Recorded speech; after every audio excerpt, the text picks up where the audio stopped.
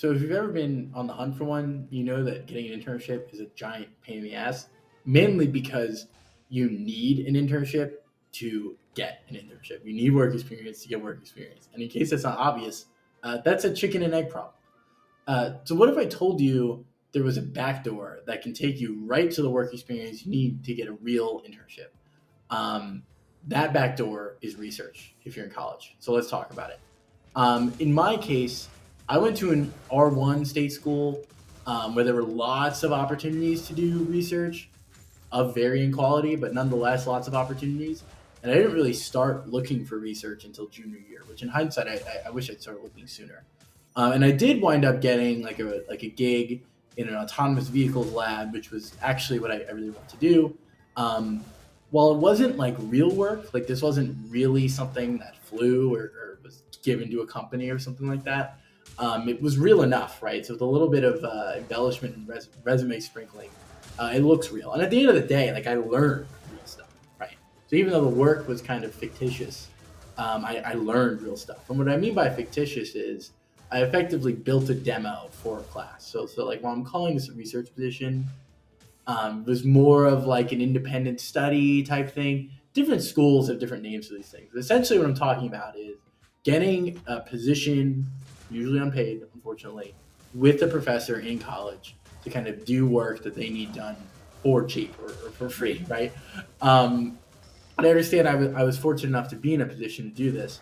I didn't have like a job or anything outside of school, but you are getting paid in two main ways.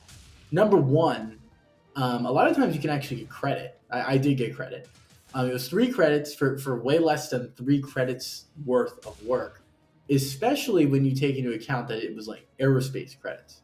So these were like 3 credits for a high level elective that I got an A in for like 5 to 10 hours of work, which is awesome, right? So if I was paying by the credit, I mean I was a full time student, so it didn't matter as much to me. But like if I was paying by the credit, I would have gotten 3 free credits, and that would have been like, unfortunately, in today's world, probably over $1,000 saved.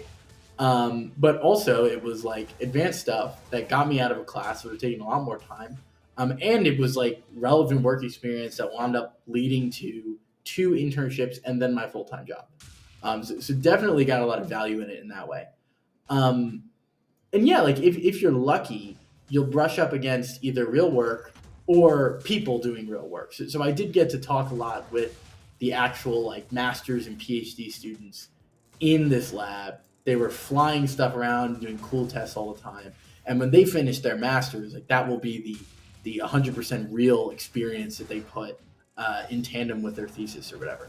And so while I was just building like a demo for somebody as an undergrad, it was cool to be in that environment. You learn a lot. You learn a lot just by osmosis and talking to these people. And if you're 21 and you're lucky, going out for drinks with them. Unfortunately, I wasn't. But uh, yeah, so I think overall, like research is an underrated um, type of work experience for undergrads, right? Because when we think research, we think like masters and PhD students, like I just talked about. But the truth is, there's lots of work that needs to be done, and a master's student's time is limited enough already because they have their classes, they're probably TAing, they're doing research, and so they need like undergrads to fill certain roles.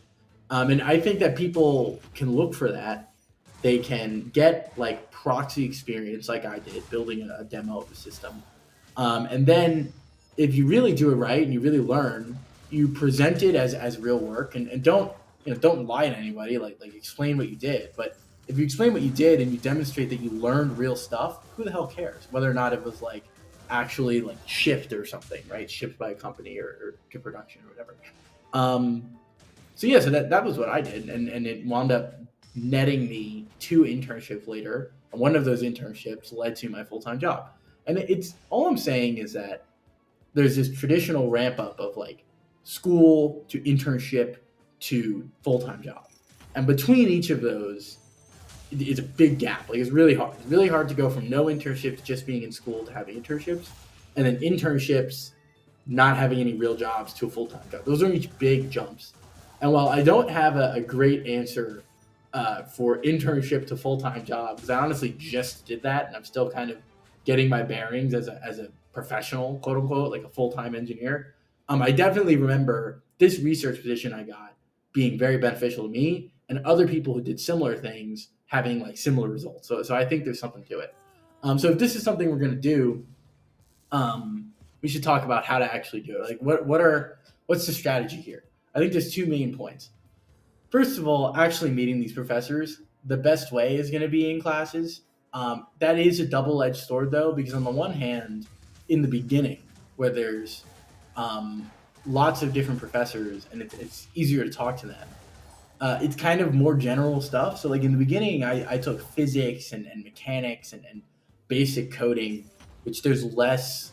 Though, as far as I know, I'm not exactly plugged into academia, but they weren't doing really like hardcore specific niche research, or if they were, it was relevant to the higher level classes they were teaching. Like maybe some physicists took like, they taught, I don't even know what's a hyper advanced, like general relativity, right? And they also like had to teach physics one, which my ass was taking my freshman year, because somebody has to do it, right?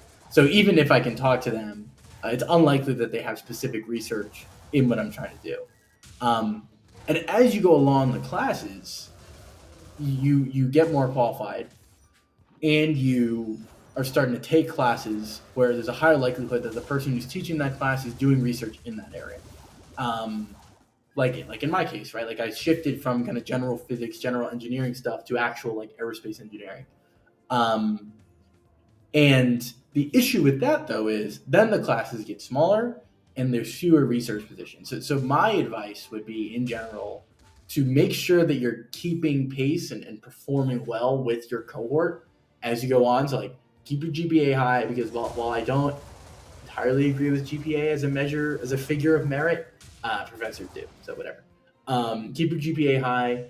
Really crush their class. Like crush their class. I had never taken a class with the professor I wound up getting a position with, but I did take one with a guy I really liked who was doing research in an area that it was like structural engineering. So it wasn't something I was interested in.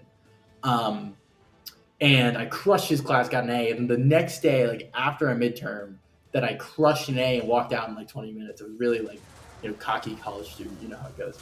I walked into his office and I said, like, help me get a research position. And he sent me right off to the head of the grad school, which is who I work for, which is pretty sweet. So really crush the class, keep your GPA high, and do clubs, all that other like hackathons, all that other early career, early school stuff that people recommend.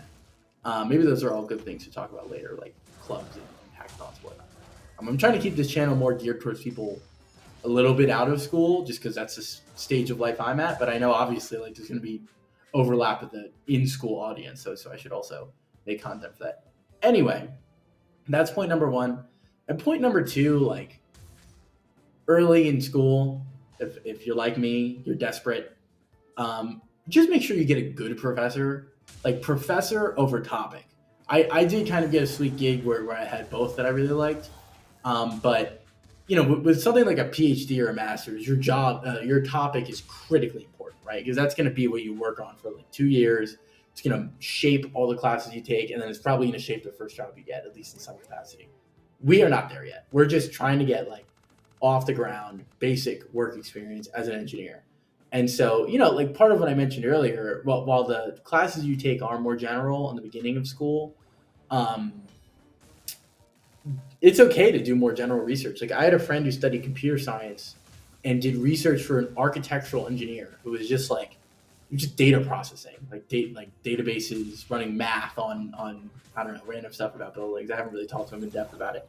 But the point is he probably doesn't even remember either, right? It was just like basic coding experience, which led to his next research gig, which was like real computer science stuff that he was trying to do, and then ultimately to the jobs he got later down the line. So just get your foot in the door. I would just advise that you pick a professor well, because the professor is going to be the main lever to get the door open. So they're the crowbar, right? We're trying to break the door down. They're the crowbar. So if there's a professor who like super nice, likes you, willing to offer you a research position, willing to help you get credit, or if you're really lucky, get paid, just like shut up and take the job, and then do the work, and hopefully you get some sort of autonomy in what you select. But even if you don't, I think it'll be really worth it. Because, like I mentioned in the beginning of this video, and to close, research is underrated. Like, don't overlook getting a research position in school. They're really valuable, and they can help you get your foot in the door to an internship, which, if you're like me, it's a pain in the ass, right? So thank you so much for watching. If you're interested in more content like this about early career engineering and STEM, like, comment, and subscribe. Hopefully we can all share our experiences with one another and grow as professionals. And yeah, make a boatload of money, do cool shit, whatever you're interested in. So if that is something you're interested in, this is a channel for you. So thank you so much for watching, and I will see you in the next video.